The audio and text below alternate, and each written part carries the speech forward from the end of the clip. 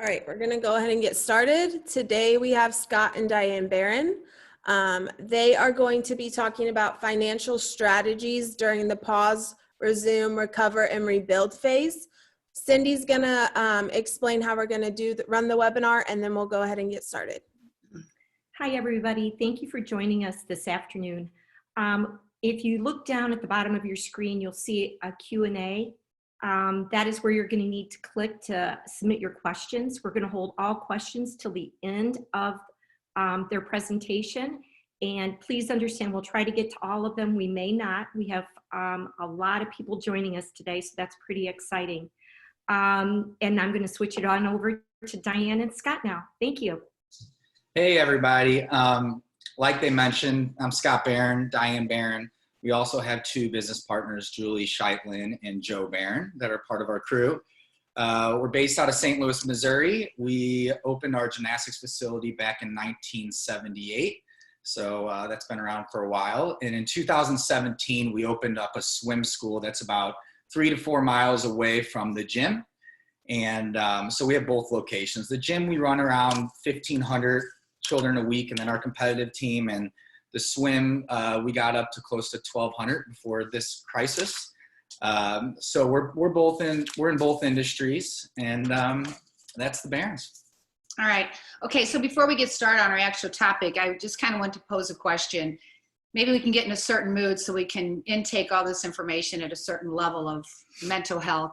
So on Easter Sunday, I was listening to a sermon that was put out by our parish church. And during the homily, the priest asked, could this be your best Easter? And I thought, oh, Lord, here we go. He's going to get me on that, try to get me in the positive mode, which I was not in the positive mode. I was in my pajamas drinking coffee and eating a banana, not a typical way that I listen to a sermon. And I thought, well, I'll think about that for a while. And over the last couple of days, I thought about how many people in our industry, friends, dear, dear friends in my industry, that I have connected with. Not through emails, not through text messages, but literally through phone calls, long, lengthy phone calls. I've been on 3-ways, 4-ways, Zooms, talked to people that, especially this time of year when we're so busy with state meets and getting ready for end of the season events, that I normally don't even talk to. And we have talked and we have shared and we have cried and we have laughed. And I thought, well, could this be a good Easter? Could this be a great Easter season because of all the relationships that I've been reminded of, that I've deeply developed more of? And in the end, I think that there's going to be some real benefit to the conversations I've had with them. I also see how USA Gymnastics has stepped up by offering these webinars, and how people in our industry, through their Facebook posts, how much they love their businesses and what they've all brought to them. A time where USA Gymnastics, we need our delegation to look more active and interactive. So I posed the question, could this be one of your better Easter seasons? And I hope your answer can turn into a yes. So we're going to go ahead and get started. We are going to talk about the financial strategies. It's not always going to be just about money, because money is kind of a hard strategy right now. But it's also going to tie in a little bit to our connection, like our emotional bank accounts and our physical health bank accounts, in addition to our monetary bank accounts. All righty, so let's get started.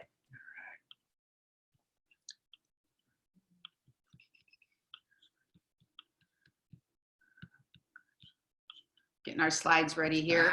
It's so odd talking to you guys and not being able to see you or get a benchmark of how the response is. So we're just hoping that you get some good nuggets out of this. This is the same presentation that we did for third level for Frank Saline's Survive and Thrive. So if you were on Frank's and you're on this again today, just to kind of preempt that and help you get some extra nuggets if you're going to stay with us for the hour. And thank you for your time. All right, so I'll start.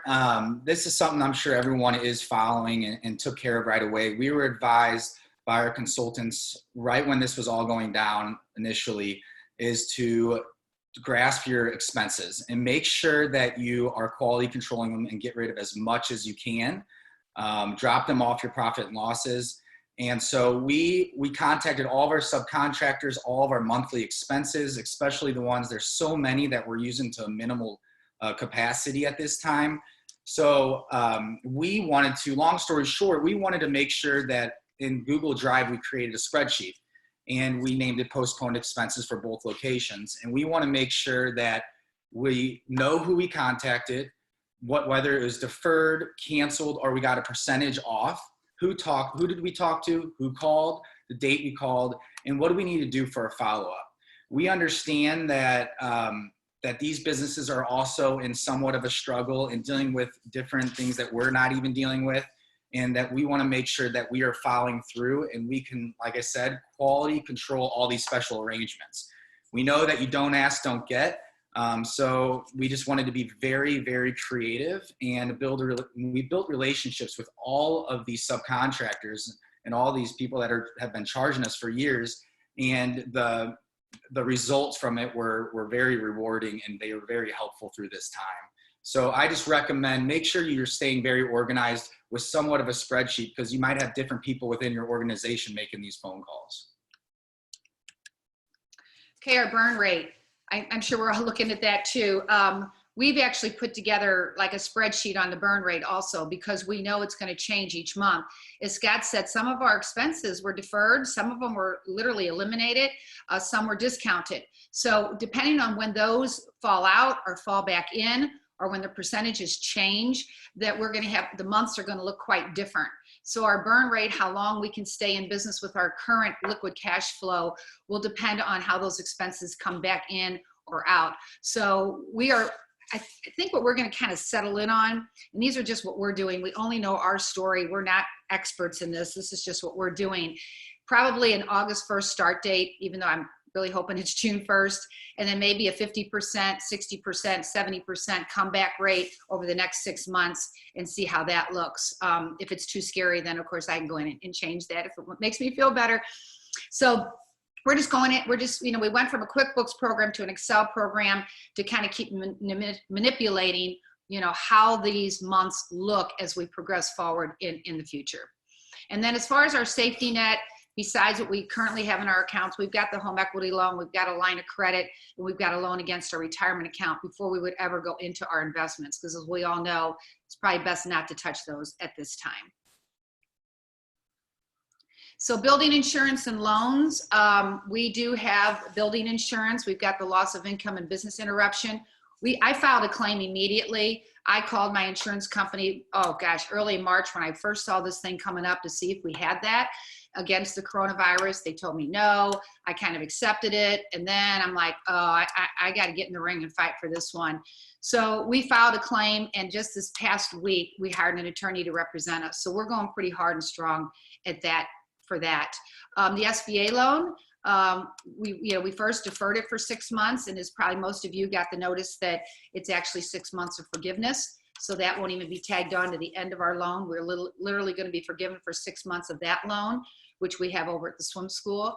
And then we have another loan at the swim school, because that's only a 3-year-old business. And just as of this morning, we're negotiating a lower interest rate. We got in touch with the banker. He's working hard for us, and I think we're going to have some good success for that.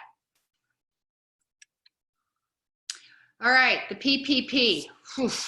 I've had a lot of other names I've called this over the past couple of weeks. This has been a struggle. I don't know about you guys, but it's really keeping us up at night. It's, first of all, filing for it was quite difficult, or we felt like it was time consuming. We wanted it to be perfect. And then, are we going to receive it? Which we did. We received it last week, Friday. We found out on Thursday our money was in our accounts on Friday. So it's been almost a week. And so we got the money. Now what are we going to do? How are we going to strategize this? That's the big thing. And I see how all of us are really kind of almost in a panic mode of how we're going to handle this, for good reason. Do we use it as a loan? Do we use it as the forgiveness section of it? Those of us that are in our week 1 already, we've got to make a decision when the government and the SBA isn't quite giving us the final regulations on it. It's been really difficult. So we did create a spreadsheet with the allowable expenses, the loan amount, strategies that fits our business and needs. I think every business is so unique. I think it's good that we reach out to each other, but unless we know what each other's business models are, how many owners they have, monies that they have, how many employees they have, the specifics of their employees, it's really going to be very specific to your company. And so the spreadsheet is helping us. We're still working on that. We actually came up with another couple creative things that we're moving into the spreadsheet on today. We also opened 2 separate checking accounts for tracking, submitting, and auditing. We heard that that's going to be extremely, extremely important, that your records are very clean. If you do get into an auditing situation, they're going to want to see every receipt. So we've got the 2 separate checking accounts that house these monies, one for the swim and one for the gym. And that way the money that we received is in the account, and the money we take out is directly out of that account, so to keep things clean. And we're also looking at the employee compensation overview, which I can show you in a minute. And I don't know if I have this on the screen or not, but Sean Deaver has a Facebook page, and it has been with his company, Payroll. Oh gosh, I had this on a screen. I apologize. But Sean has been an extremely big, Scott's going to look it up now, extremely big help in the industry, that he reached way beyond his own clients. And he's offering some webinars. He's been on some other programs. I don't know, maybe he's even been on USA Gymnastics. And he's opened up his private Facebook page for his clients. It's Express Payroll Client page that you can get on. And as of this morning, he even offered a spreadsheet for your forgiveness, for you to file for the forgiveness section of this. So a shout out to Sean and his services for our industry. And this is the compensation overview that we put together, because we know that the decision that we make, whether we turn this PPP into a loan or whether we turn it into a forgiveness, in other words, are we going to bring them back into employment, or are we going to keep them on unemployment? How does it affect each of our individual employees? And we were actually shocked. This is the swim. This is not our gym. Our gym has about 45 employees, and our swim has 30, about 30. And this shows how many are denied, because we were in a hyper growth over at the gym preparing for the Summer Olympics and the big boom, right? In fact, rather than seeing you guys on the screen, I should be seeing you this summer here in St. Louis with the Olympic trials in Congress, but we'll settle for the screen now. And, you know, we know that this is going to impact each of them quite differently. And we were surprised how many were denied, because we were hiring quite a few. The swim was in a hyper growth, getting ready for spring and summer lessons. The gym was in a hyper growth. We hired a lot preparing for the Summer Olympics. And so with that, a lot of them are denied. So if we choose to go into not use it as the PPP, bringing people back, actually the payroll protection, then we know that some people haven't been getting paid at all since the end of March. We paid our employees till the end of March. So it doesn't matter. It doesn't mean we're going to make our decision completely on the red or the green, but we do need to keep, that is something that's something we're going to use, a tool we're going to use to help us figure this out. So if we bring them back, this is the third piece we're looking at. You know, what will we do with them? I know there's been a lot of talk about that. A lot of people have shared what they're going to do. We are really trying to remember these things. Who did we hire and why? Mainly this is about our part-time, people that have no job responsibilities outside of teaching. They don't have, you know, administrative hours. They don't have project hours. What was the skill set we hired them for? We need to protect our culture during this pause time. We want people to come back really healthy and ready to go. And our goal is to give them value, opportunities, personal growth, and professional growth. We want to stay connected with them. We have to remember that these people were not hired based on their ability to work out of home. We don't even know if they have a good workspace at home. We don't know how quiet it is at home. We don't know what their responsibilities are. We didn't hire them because of their ability to write or to do videos or whatever. Now, I do think there's a lot of value we can bring to them, and we'll show you how we're moving into that. Scott will get into that. But the 4 owners really sat down and said, you know, we're going to calm down about this. We don't want to babysit people on projects and strengths that we were not looking for. And we only want to expect what we should be expecting from them. My very first lesson is in giving value to people when they're at work was when I was 16. I was hired at Dairy Queen, and I made 80 cents an hour. I'm kind of older. And my boss, he wasn't the kindest of men. He was really strict and quite mean. And we had to look busy all the time, whether it made sense or didn't make sense. We wiped down counters and we wiped down equipment that didn't even need to be wiped down. It was kind of demoralizing. It was ridiculous. And I think it was for his benefit, not ours. And one day he said to me, you know, come back here. I want you to go to the back of the house and I want you to dip dilly bars. And it's going to be hard. You're going to be on your feet. You're going to be dipping these dilly bars for hours. And I'm like, bring it on. I was so thrilled to have something that gave me more value. So our mantra and our analogy with all this that I shared with my entire leadership team that are going to be mentoring these part-time staff is, don't expect them to clean a counter that is already cleaned. If you don't let them dip a dilly bar, then just forget about it. So anyway, there's my story and there's my mantra. Scott's going to get on how we are staying connected. So during this pause time, we as owners and our leadership team came together, and there's two things we really wanted to focus on and that we were concerned about. We were concerned about staff communication because we want to start with the same staff that we ended with. We love our culture. We love what we built. We love who we hired. You know, we had a great character in both facilities and both businesses. So we know during this pause time, that's one thing we want to focus on, and also family communication. So we have really been working on systems to help provide that and make us feel like we are accomplishing that. So some of these systems seem very simple. You might be already doing them, but we know that organized, this is all it's out of our norms. So we want to make sure that we are staying on top of everything. We're communicating really well, and everyone feels like they do have a purpose and tasks to be done. So this is just our gym meeting agenda. We have a swim one as well. We meet on Mondays at 9 a.m. You can see we try to run these meetings just like when we're in normal operations in person.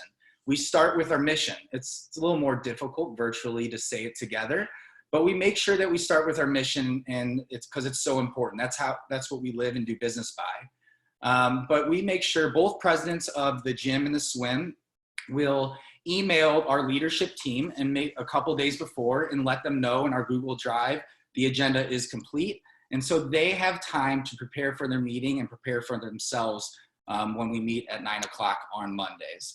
So what we recommend is really just staying organized so they know what expectations that you have, and trying to run your meetings and the same or very similar right now as you were with normal operations.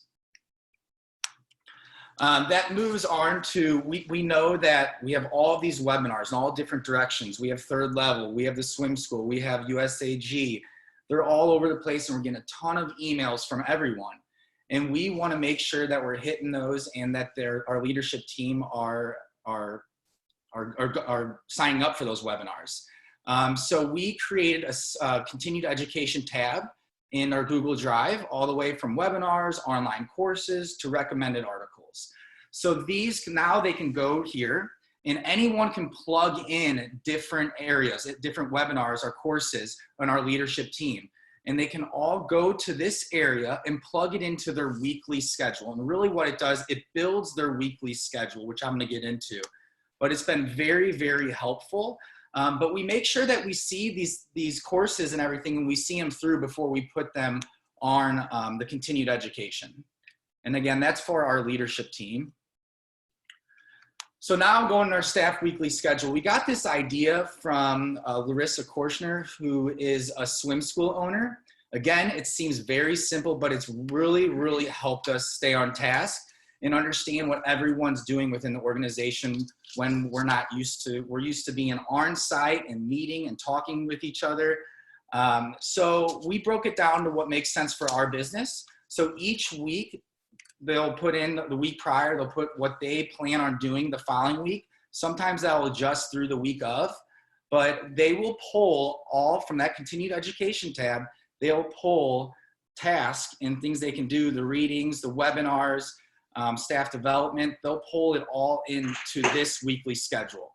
And what this has also helped us, it's helped us create an agenda for that weekly meeting too, because we understand what everyone has done.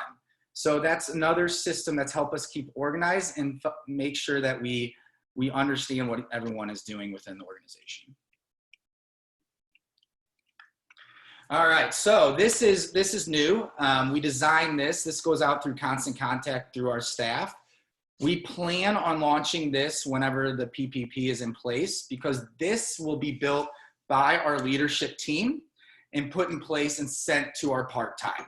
We're trying to figure out how to engage our part-time and make them feel they have a purpose throughout this time without having, like Diane said, silly things for them to do that don't mean anything. So this email would send on Mondays, 9 a.m., and it would give them a breakdown, teacher schedule, customer service schedules, because they'll be a little different, but it would be the same template for every teacher in the organization and the same template schedule for everyone in customer service, because they can be a little different. Some of the things will cross paths. We also will create a continued education for them. There might be some webinars that are part-time, do not need to participate. So we'll have a separate tab for our part-time with continued education that they can throw into their schedule if they want to add on to what our leadership team decides on what for them to do that week. We plan on then having different pods of Zoom schedules. So Lauren will have her people that she mentors normally, Jack and Kristen, and they will have once a week a webinar on Zoom in the same day and the same time for them to register for, and they can go through what's upcoming on the schedule and what they did. And again, this just creates, this weekly schedule has created and will create for even our part-time an agenda for them to be able to take care of. And this is one of ours from our swim. So if you see our little polar bear, he's our mascot. Scott has created one for gym too. We've been jumping between webinars that we're presenting for swim and for gym. So this is the swim one, but you'd be converting it to your own anyway. And Yes. also it's not in 3 pieces, it's one. No, yeah, it's one email. I just had to break it out to fit on this page. Yeah. So we're excited about this. And I think most of our staff, when we proposed this to our leadership team at our weekly meeting this past Monday, they were excited just how organized it will be for them. And they can plug and chug and know exactly what they're going to be talking about at these meetings, because it is difficult. Like Diane said, we hired these part-time people to have fantastic character and in turn to train them through our training program and to love kids. And so all of this is very new to us to walk them through and for them. So it's pushing, and sometimes you'll see who your true leaders are by going through this time. I also think though on that though, I agree with Scott. We're going to definitely see our true leaders on this. Some of our golden children might come forth, but I don't think you should assume that those that don't come forth through this are not going to be good leaders, because it's really very much environment driven during this virtual time. So we don't want to underestimate the people that maybe don't quite catch on, but we are going to expect a lot from those we think a lot of. We think a lot of our staff, so we're going to expect from them, but we really have to be real about it. We're not going to get ourselves all caught up in who's doing what. We don't want to be comparing or build animosity with anybody. We loved all our staff and want to keep it that way. I had something else I was going to mention too. Oh, we already had a great mentor program before this. So all of our department leaders already have their mentees, whatever, and the people that they mentor. And so this was pretty easy transition. They're just going to do it virtually now. So when we were at the meeting the other day and we're like, okay, if we bring these people on, this is another piece of the PPP. We can use the PPP, just saying that it's just a means for us to get some forgiveness on other expenses, but would we want to give people jobs and have things for them to do? And our leadership team was all over it. They couldn't wait. They've already been communicating and just calling their people that they mentor. How are you? How's life? Do you need anything? Nothing about the business, just how are you doing? So they can't wait to get in touch with them and give them some opportunities. They're all do their own Zoom meetings with them. And like Scott had said, so, you probably have things in place already that you can use. And I'm hoping that the things that we are spending time putting in place will continue past this pause time.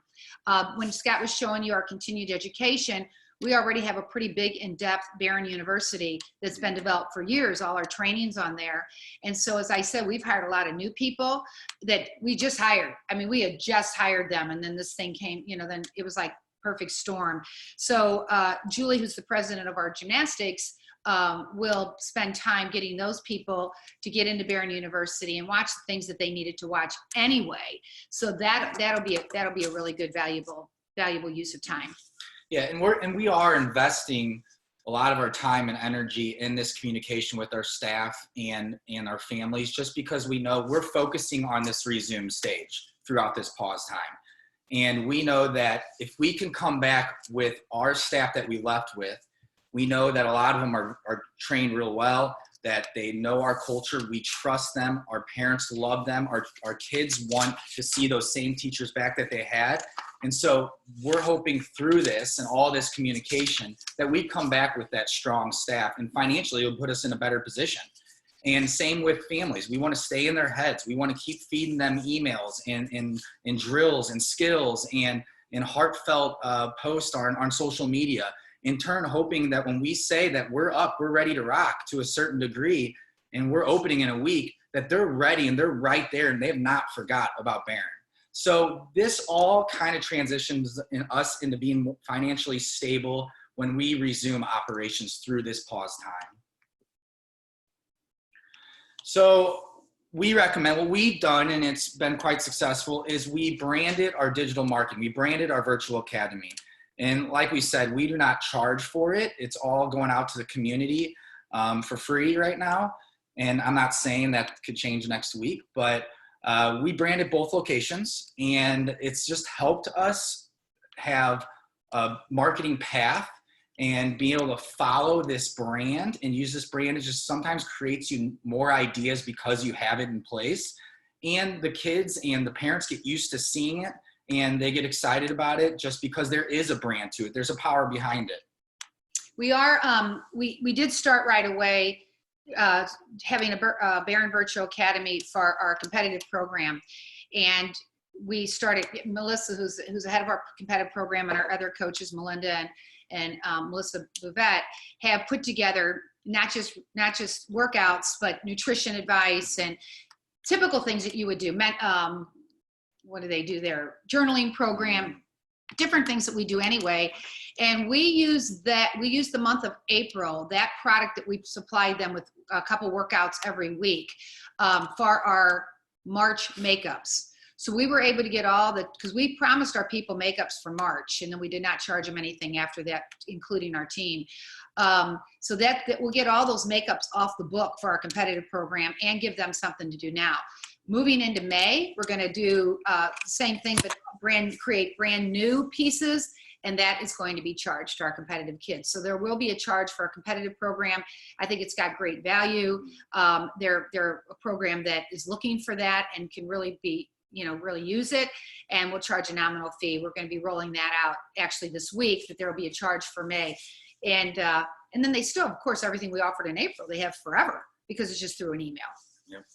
And you'll notice on the top of this slide, it says pause, because we're doing it during our pause time, but the resumed, recover, and rebuilds in parentheses, because we hope both businesses can continue to use this brand when we open our operations, and it will be in the future of our company. So we're hoping to continue this brand as well. So all that hard work you're doing with these videos and having your leadership team do, make it pretty good quality, so then you can use that and throw it out, educational tips and skills that they can do from home while you guys are open.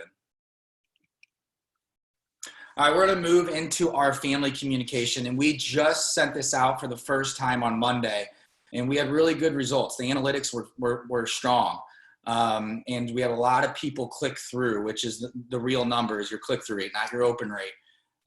So this email we designed and went out, like I said, Monday at 9 a.m. It'll go out every Monday. We have, as you can see, our COVID updates. So that area where it says click here, it just goes to our website on a blog post on any formal letters that gets sent out to our families in case they have to refer to it or think there's something updated. The next section is our Barron Virtual Academy. So really what it is, it's all that work we've been doing and putting on social media. And we know the algorithm is very, very frustrating on Instagram and Facebook. And we want to be able to throw this in the face with those videos. So all we're doing is plugging those links into those 3 skills right there. And these skills will be updated and changed every week, of course. So that there was a ton of click-throughs with those videos, and probably people didn't even see that because of the algorithm issue. And then you see activity of the week. We'll provide one activity of the week that was build your own cartwheel mat. And it says so they build it, and there's the video that's above it. You'll see on one, it says make your own cartwheel mat, and that guides them through that process. And then also on 2 on the very bottom, it says prepare for summer. And It says sign up for Friday camps. We feel comfortable that if people register for our Friday camps that we can charge, because we can manipulate those days in those camps. If we're out through June and they signed up for a June camp, we'll just push their money and create more camps in July or August, depending on when the kids are going back to school. So we will either, you can credit them for the weekly lessons, but we feel comfortable charging for Friday camp. So we'll always put something in there, and it's probably going to be a special activity most of the time. But we're excited about this. And really what it is we've been doing all of this already. We've been doing all the hard work. It was just a matter of putting a design together and throwing it to their email and them seeing the work we've been doing. So if you're doing all that, I do recommend you creating a really user-friendly, good to the eye email that you can refer all of your work from social media into this email. What's really, really important is, because we're not charging, so we can take advantage of this, is we are sending this, we decided to send it out not only just to active, but to inactive and potential students. So those potential students are the ones that come to our birthday parties, come to our camps, that never registered for classes. So we're hoping just to get this out there and show them that we're here and we're ready, and we're supplying you with supplemental materials that you can do from home and benefit from. So when we open and we resume, that we're stronger, and we hope that they register for whatever capacity we're back with. Okay, so another tool we're using during mainly the recover and rebuild stage, but we're developing now during the resume time, is our efficiency. I shouldn't say development. We've had this for a long time. You know what, Scott, let's go ahead and advance to the report, and then I will. So this is what the report looks like, and without the bullet points, let me see if I can remember everything. Otherwise, we'll go back and I'll make sure I've talked about it all. I've had this report forever. I mean, I've done this report when I was doing it, you know, with a calculator. Now, of course, they got it all fancy, and it's all done fairly easy. But we do this for every one of our programs. Our junior program is like your preschool. So we have our junior program, our school age girls, our school age boys, our tramp and tumble, our back handspring program, our competitive program, our camps, anything we have. So we've got our possible numbers. Now the possible numbers is not how many we literally could have in our building, which that could change, couldn't it? It's really the possible numbers of how we've set up our schedule. So let's look at Tuesday PM, because that's really good numbers, and I just feel like being positive today. So in February, we could have had, the way we designed our preschool program on Tuesday evenings in February, if we maxed out that program, we could have had 112 students. We had 100. Woohoo! Good for us. Gold star. And that converted to an 89% efficiency. We're always looking at about an 85% efficiency rating. That's where we're really happy with. When it starts getting above that, we know we need to break off, offer some more classes, expand the program. And we also use this for marketing. It's like, you know, if our numbers are high, we still might market. It's like, well, let's market to the things that are successful. Maybe that's a marketing tool we want, because that's what everybody's wanting, and we can tap into more. If it's low, maybe we need to market because it's low. We need to tap into that and build it. Or maybe it's become a splinter program, and we realize it by looking at the numbers. Numbers don't lie, they're real. Maybe it's time to drop it out. At the bottom, this was a really big report, so it's hard to put it all on here. But at the very bottom where you see the grand total, there also is a comparison for last year. So we'd like to, kind of tracking purposes, how are we doing year over year over year? So besides grand total, then would say compared to last year, and it would be an up or down arrow with that actual number. So getting back to this time, why are we looking at this efficiency report so carefully? Because our brains are already in the place of 85%. That's what we want. Well, we're gonna have to change that. I don't know what percentage we're gonna come up with yet that we're gonna be happy with. It depends on our burn rate. It depends on our break even. But this is one tool we'll use to say, maybe at a 70% efficiency rate, we'll still run that class, or maybe 65, maybe 50. I don't know. At what point do we not cancel the class? At what point do we want to open up another class? It's going to be very dependent too on space. David Holcomb's done a great job of getting us thinking about how to reopen physically with your space and your programs. We might never want an 85% efficiency anymore. We might not be able to have it. We might not be looking for 112 possible numbers. I don't know, but this efficiency report will help us develop our new one by looking back at this particular one. Let's go back, Scott, and be sure I covered all that. So it's per program level in class. It gives you the possible numbers, actual and efficiency percentage. Happy with 85. We'll consistently use this report when resuming, recovering, and rebuilding. And I talked about it drives our marketing, the decisions on adding and dropping classes. So there you go. So like Diane mentioned, one of the numbers that we're focusing on is our break even for when we come back. We're focusing on August 1st, but we know through this time, it's really important to understand your break evens for an overall business, just because we want to create goals, and we think it's really important to have a spreadsheet for your break even, just so you understand as the process during your pause time, as things change, as your expenses change, as you get benefits from the government, that number, that break even can consistently change as well.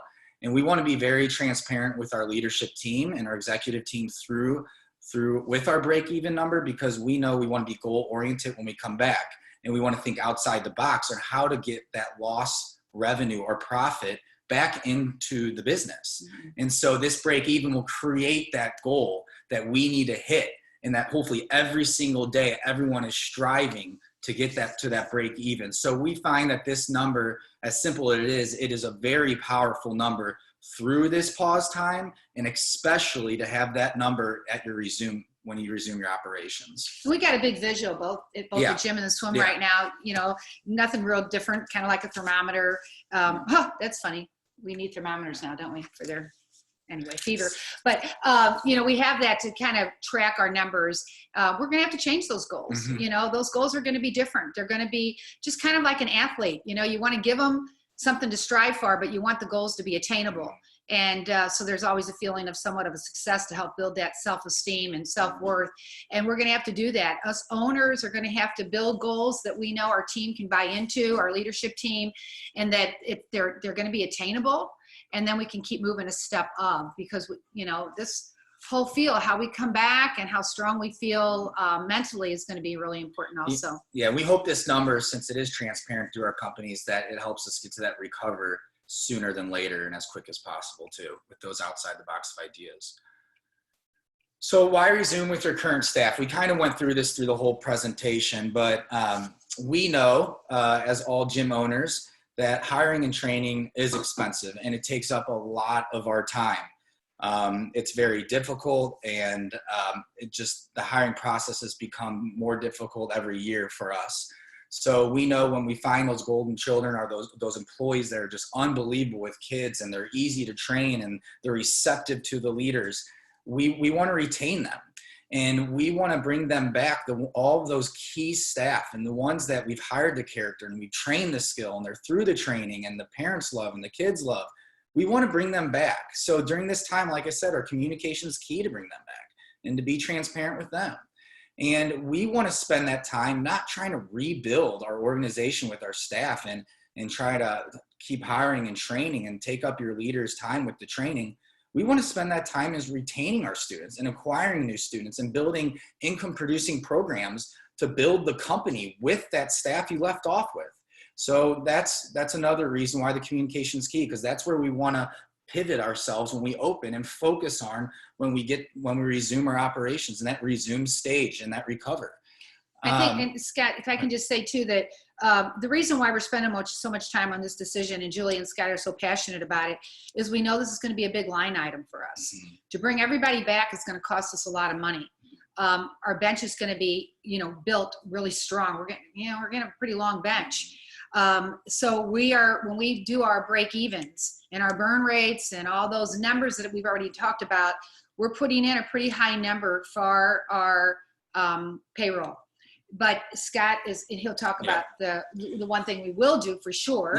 Yeah. So we plan on, because we know we're going to come back with a lot less kids, and the schedule's going to be a little more minimal. We don't know what it's necessarily going to look like, and because of the stipulations we come back with, but we plan on removing hours, not employees, and just being very clear with them. And we plan on meeting with each one of them and having one person on each organization, so they're very clear with exactly what everyone was saying, is that, hey, if you have, Josephine, if you have 4 shifts, you could drop down to 2 or 3 shifts for the time being. Now, it's our goal to get you back to where you want to be, but we need to meet in the middle with what the business needs are and what their needs are. Mhm. And if you are very transparent and you have a clear conversation with them, and they're an employee that's all in, they're going to be more than happy to rebuild their schedule and their hours and their income per week by helping the company be healthy.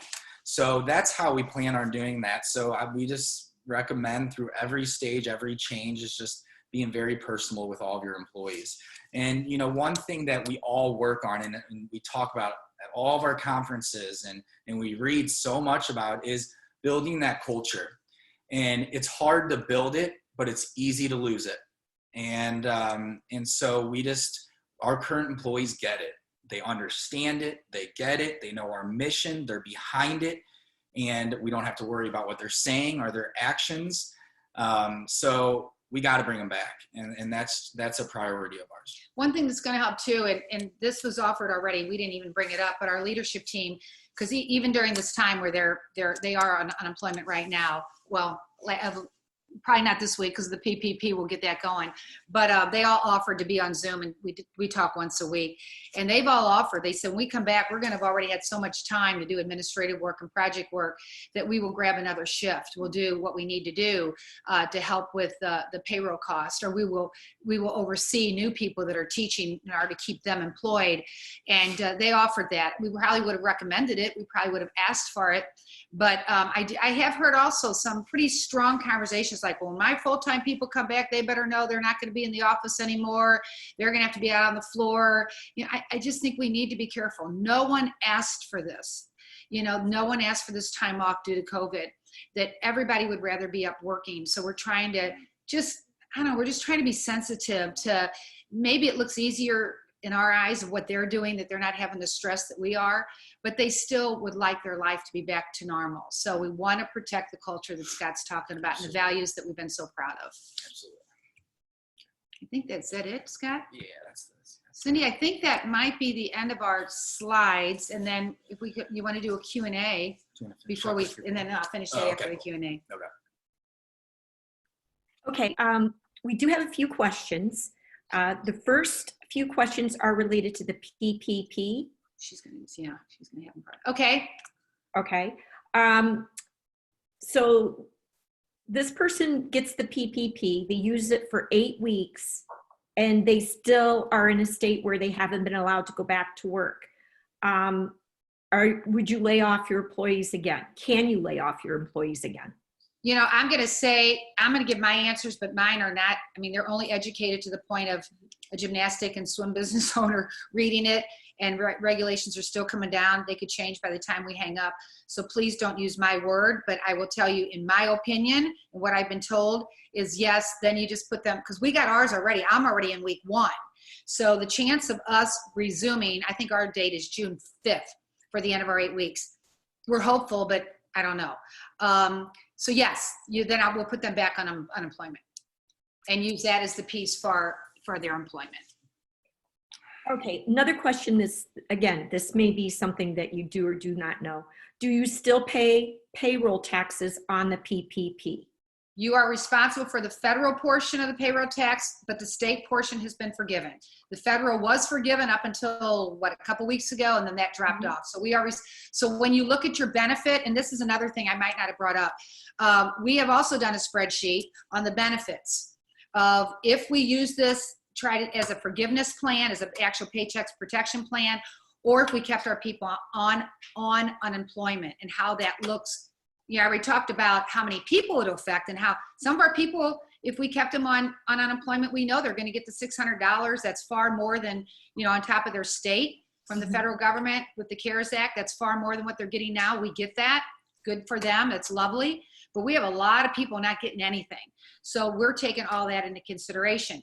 But we also looked at the benefits of the financial benefits of if we could use this as the grant section, the forgiveness section, or if we just keep them on unemployment and don't even use the PPP or consider it. And remember to subtract out of your benefit the federal taxes that you're going to have to pay. That's going to be a line item that's going to be a negative. Correct. What if you've not received the PPP and the money, and of course with the PPP, the money is drying up. Do you have some recommendations? Do you have some thoughts to help a gym Drop owner? down to your knees and pray really hard. No, you know, I don't know. I'm hearing a second round's coming through. I've heard that some people that have gotten they didn't get the funding yet, but their paperwork has been signed. They should be in okay. Because I did hear today that it ran out, but I think that some people that haven't actually got the money dropped in their account might be part of that group that got it. They just don't have it in their funding yet. You know, recommendation. I mean, try to keep your chin up. I don't know, Cindy. I don't know. This is tough. I mean, this is a really hard time. And as much as we want to be positive, and I'm going to hope to end on a positive note today, I think we all deserve a little bit of a time to be sad, you know, and to realize kind of what we lost. And then of course we got to put the boxing gloves back on, or we got to remount, right? We fell off, we take our deductions. We're all gymnasts. We all teach gymnastics. Some of us were former gymnasts. A lot of us we got to take that resilience that we learned, the goal orientation that we've learned, the looking at deductions. We got to look at how we care about each 1/10, how each 1/10 matters. And we got to take what we've learned and use it like we have never used it before. So you fall off, you chalk up, and you remount. You just got to hope that you got the government there as your coach, getting you back up on the beam, right? And finding ways to. They're going to have to save us small business owners. We employ the most people in the country. Okay, I'm done. That's okay. That's okay. You heard some of my feelings as well. So real quick question. I received the funds for the PPP, and as I understand it, you must start using the funds within 10 days, correct? No. My understanding is after you have been approved of the PPP, the lender has 10 days to get that money to your account. Us who are receiving it, the clock begins immediately from time of funding. So if the money hits your bank on whatever, ours hit last Friday started our 8 weeks. The 10 days is for the lenders and the banks to have time to get the money to your account. Okay, great. To have your loan forgiven, don't you have to have your full staff back by June 30th? What if you were not running by then? You have to have hired 75% of your full-time equivalent. Correct. By, I believe, the end of your 8 weeks, by the end of your forgiveness. There's two sections of this. One is the February 15th to June 30th is the actual length of the bill or the CARES Act or the loan, but the forgiveness period is your specific 8 weeks. And I'm telling you, Sean Deaver, he's the expert on this as your CPA, your CFO, and your bank. Please do not quote me on any of this. This is just, I feel like I have a master thesis on the PPP. I'm not sure I passed the course though, but this is just through my reading of it. Okay. Now another couple questions. Now they're going to go into paying your employees. You've talked about your employees doing online courses and webinars. Are you paying your staff for their time? When we convert to the PPP though, that's one of the exercises we went through. What value can we give them? And you don't have to give them any value. You can use the forgiveness section as just a 25% of your utilities and rent and whatever that converts to, and paying yourself probably more than what your unemployment was for the owners. So there's some, and your medical and dental, all those things you can use the PPP just saying, I'm using my employees just as a means to get these other areas forgiven, and just be done with it and not even worry about it. You're not doing anything bad by doing that. We don't have a place for them to work. We're just trying to give them off unemployment for the government's sake. But if you want to have them do something, which I think will give them value, and I think that'll fill their souls, I think that's good for them, then we have come up with these jobs. No, these opportunities for them that will fit their strengths, their needs, and their ability to work virtually. So am I having anybody do that while they're on unemployment? No, we haven't done any of that. Our full-time people, we're communicating once a week because they wouldn't know how to live any other way, and they want to see the company up and running. But of course, we can't ask them to do anything on unemployment. Okay, this is the other one. Are you getting any pushback from employees who are earning more on unemployment than returning to work? Okay, Scott, you want to talk about that? How you kind of addressed it from the beginning? Yeah, we just been very clear when we called to recommend them going on unemployment, especially when the federal announced the CARES Act of the $600. We made sure that we had one person communicate with them, and then we had our language set to say, hey, you know, we recommend going on unemployment because this is, you'd be eligible and this is how much you'd be getting a week. Mhm. But know that within a week or two, we have signed up, or we applied for a loan. It's called the PPP. And we could be calling you in a week or two and bringing you right back on into the workforce, and that you'd be receiving 75 to 100% of your weekly earnings back to that. So we're calling because we feel we want you to take advantage of all of what the federal's providing for us, but know that we will be calling to take you off of that. So we're hoping, with, again, being as transparent as possible, is that when we call, they're expecting it. Okay, it's that time. Thank you. It's a tough one though. Yeah, it is tough. I mean, it's a tough for sure. one because some are making, I've heard people, somebody told me yesterday, one of their employees will make 9 times more, you know, Yeah. with the $600 on top of their state. I mean, I think Boston's like $842 or something for their state. It's crazy. We try to tell them that this is an opportunity that we're so happy that they were able to take advantage of, because we have paid into this unemployment trust fund for all these years as a responsible business owner. Well, I mean, we have to, but we're still responsible. And that if we bring them back, we understand that would fall off, but it would also mean that they're part of our team, that then their future continue to be employed would balance out, because this will drop off June 30th, I believe. The $600 drops off June 30th, which is still a long ways away when you do it weekly. I mean, it's a struggle. That's why we're losing sleep at night. It's over that we can't pick our 8 weeks. We have to start our 8 weeks now when it doesn't make a lot of sense because we can't be open for operation, which I think was the original spirit of the CARES Act that didn't work out for us. And then we've got the $600 struggle. So I don't think we answered the question, but we also have a lot of people that aren't getting a dime. Yep. Yeah. I mean, we have a lot of Yes. people denied.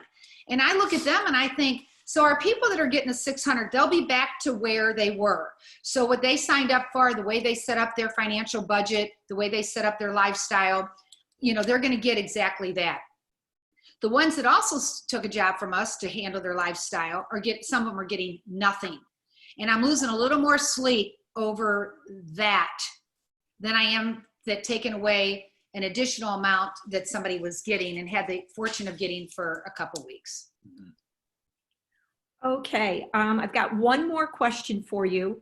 Reduced hours can still make an employee eligible for unemployment. Can you continue to use those employees in a smaller time frame and have them collect unemployment and use PP funds to pay their reduced hours? I reached out to our Missouri Unemployment last week on that. And let me think how that goes.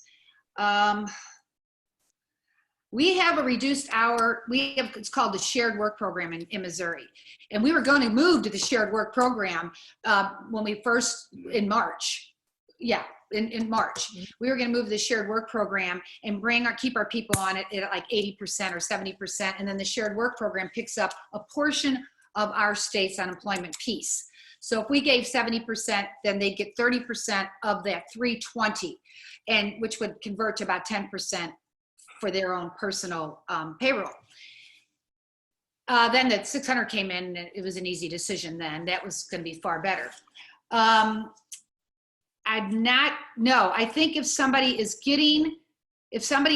brought back on to work and you have the PPP, they can't also get the shared work. I think they have to be completely unemployed, but it could be state by state. I would get in touch with their state and make sure. I agree. Okay, lots of thank yous, lots of requests for your spreadsheets and the links that you have, and I believe Shelby will address that in a few minutes. Diane, you said you wanted to do a sort of a conclusion. Yeah.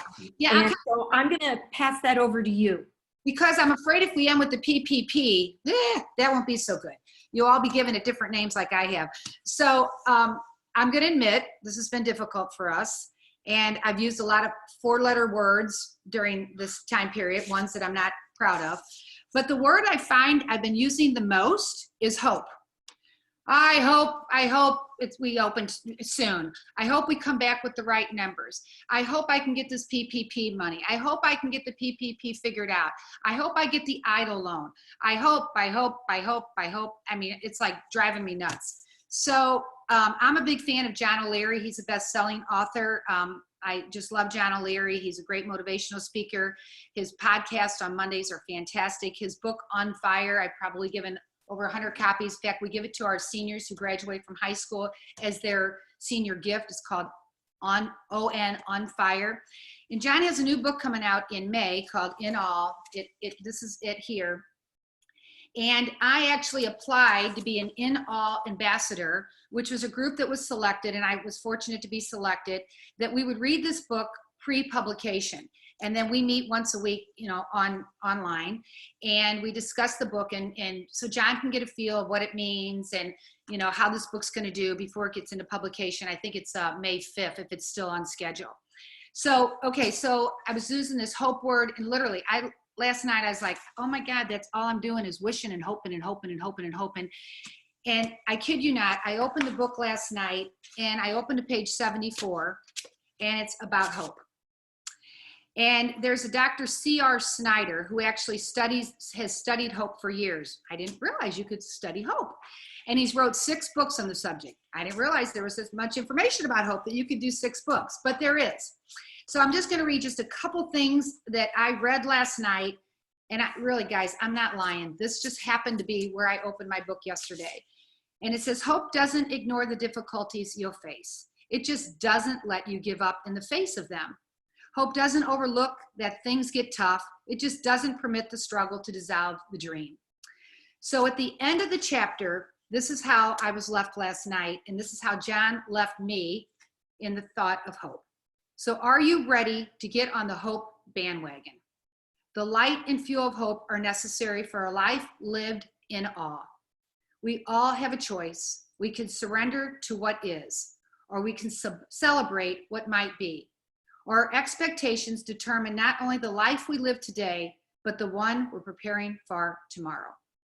So Scott's and my, Julie and Joe's hope for you guys out there is that you got a little nugget out of today, and that you will stay healthy, and that you will come back strong. And my biggest hope is that in a year from now, we meet at a Congress and we all raise our glass on how stellar we were at coming back and getting back to business. So thank you, USA Gymnastics. Cindy, thank you so much. Shelby, for the time today. Thank you. Yeah, thank you both. We really appreciate it. Thank you all for attending. The webinar has been recorded and will be posted on usagym.org in the webinar section. And then if you guys could possibly maybe send me a couple of the spreadsheets, and we can post that on our resources page so that members and individuals can access them, that would be awesome. Absolutely. Okay, perfect. Thank you. Thank you. Thank you, guys. Yep, Thank bye. you. Bye. Bye.